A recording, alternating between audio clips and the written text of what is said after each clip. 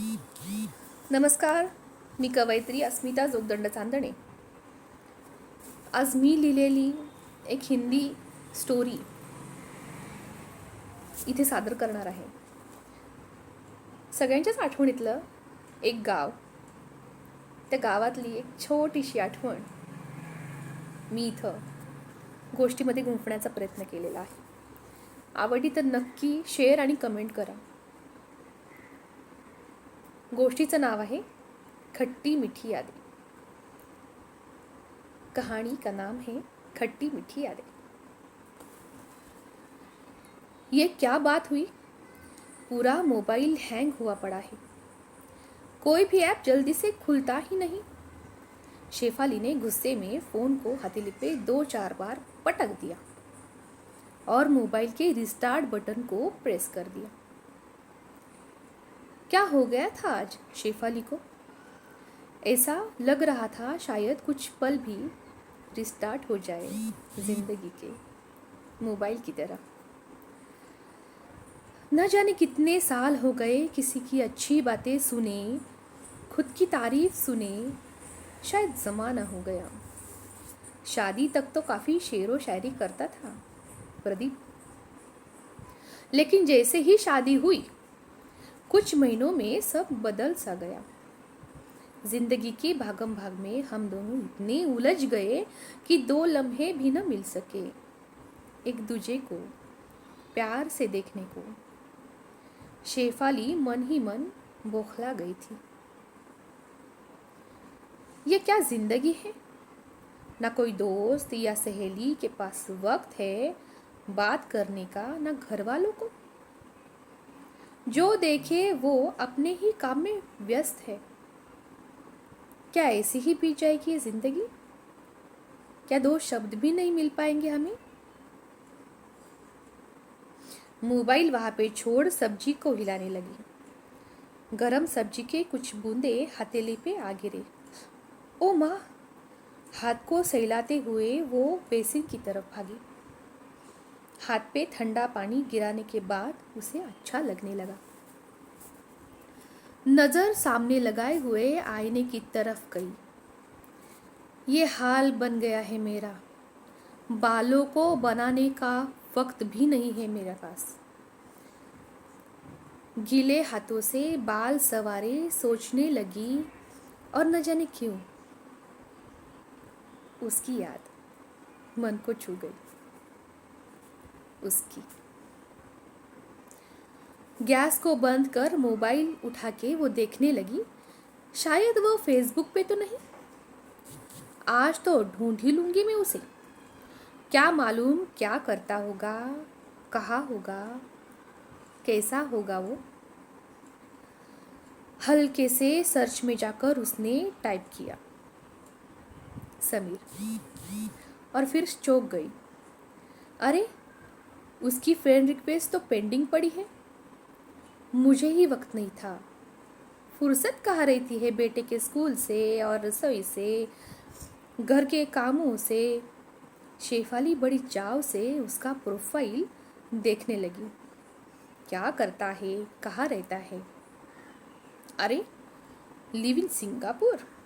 ओह, क्या बात है, वेरी नाइस. वो खुद से ही बोली. और कॉलेज के पहले के थोड़े दिन याद आ गए जब 10वीं की छुट्टियां चलती थी और गांव में मेला लगा था.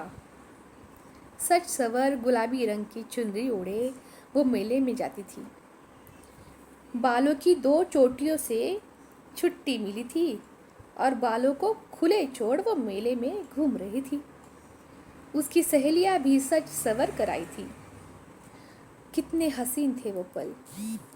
नजरें किसी को ढूंढ रही थी. जवानी को किसी साथी की तलाश थी. कोई अपने लिए भी बना होगा और यही कहीं भीड़ में आया होगा, ऐसा लगता था. फिर से वो मन में खुद को ही गाली दी और हंसती आगे बढ़ रही थी. भीड़ में कितने ही दुकानें थी, उसकी कोई गिनती नहीं. गुब्बारे, खिलौने, गुड़िया, मेकअप का सामान, चप्पलें और बहुत कुछ. ऐसा लग रहा था कि पूरा मेला ही घर पर उठा लेके जाए।